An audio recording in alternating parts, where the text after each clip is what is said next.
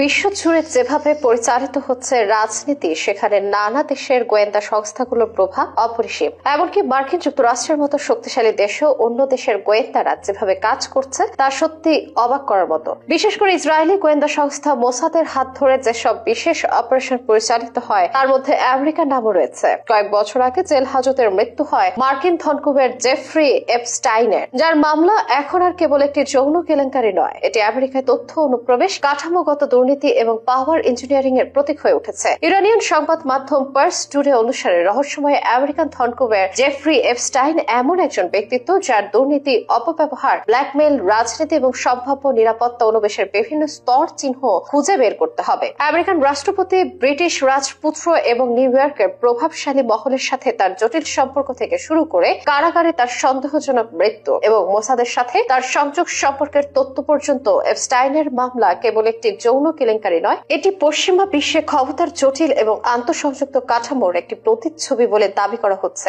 এর আগে Jeffrey Epstein 1980-র দশকে কোনো আনুষ্ঠানিক কলেজ ডিগ্রি ছাড়াই গণিত শিক্ষক হিসেবে কাজ শুরু করেন এবং দ্রুতই ওয়াল স্ট্রিটে প্রবেশ করেন। আমেরিকান প্রকাশনা দ্য নিউ ইয়র্ক টাইমস অনুসারে তিনি অস্বাভাবিক দ্রুততার সাথে অর্থনৈতিক এবং রাজনৈতিক অভিজাত্যের বৃত্তে পৌঁছে যান। ম্যানহাটনে তার রয়েছে বিলাসবহুল বাড়ি, যা দীর্ঘদিন ধরে এই অঞ্চলের বৃহত্তম আবাসিক কমপ্লেক্স ছিল। ভার্জিন দ্বীপপুঞ্জের একটি ব্যক্তিগত দ্বীপ, লোলিটা এক্সপ্রেস নামে পরিচিত একটি ব্যক্তিগত বিমান এবং প্রাক্তন মার্কিন রাষ্ট্রপতি বিল ক্লিন্টন, মার্কিন president Donald Trump, Prince Andrew, ইংল্যান্ডের যুবরাজ এবং আমেরিকান বিনিয়োগকারী এবং উদ্যোক্তা লিওন ব্ল্যাকের মতো ব্যক্তিদের সঙ্গে তার সম্পর্ক ছিল জটিল নেটওয়ার্কের একটা অংশ। এপস্টাইনের পটভূমি আমেরিকান নাগরিক এবং বিশ্লেষকদের মধ্যে প্রশ্ন তুলেছে যে কিভাবে এবং কোন সহায়তায় এপস্টাইনের এত উচ্চমানের অ্যাক্সেস এবং ক্ষমতা অর্জন করেছিলেন। যদিও কিশোরী মেয়েদের দ্বারা এপস্টাইনের বিরুদ্ধে যৌন নির্যাতনের প্রথম অভিযোগ দায়ের করা হয়েছিল 2000 সালের শুরুর দিকে, কিন্তু 2008 সালে তিনি ফ্লোরিডার প্রসিকিউটরের সঙ্গে একটি আশ্চর্যজনক আবেদনের চুক্তিতে পৌঁছেছিলেন। সীমিত প্যারালেলে মাত্র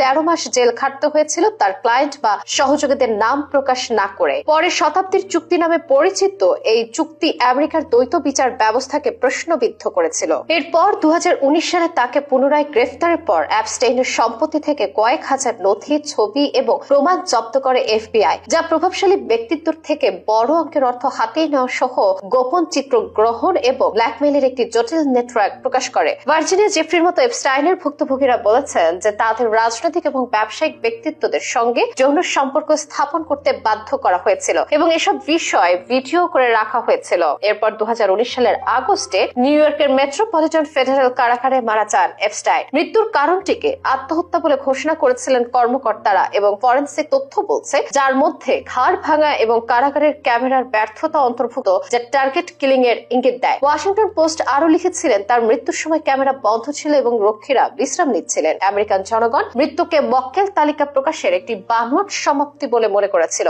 এমন একটি তালিকা যা কখনো প্রকাশ করা হয়নি এবং যা অস্তিত্ব বরাবর অস্বীকার বা নিশ্চিত করা হয়েছে। এমনকি ট্রাম্প শিবির নির্বাচনে হবার আগে এই মামলাকে পুনরায় তদন্ত করে এপস্টাইন মামলার সত্যতা প্রকাশ করেন। তবে বর্তমানে সেসব নিয়ে কথা বলতে ভুলেই গেছেন তারা, অর্থাৎ মার্কিন ধনকুবের এপস্টাইন মামলা নিয়ে আলোচনাও করতে রাজি নয় ট্রাম্প প্রশাসন।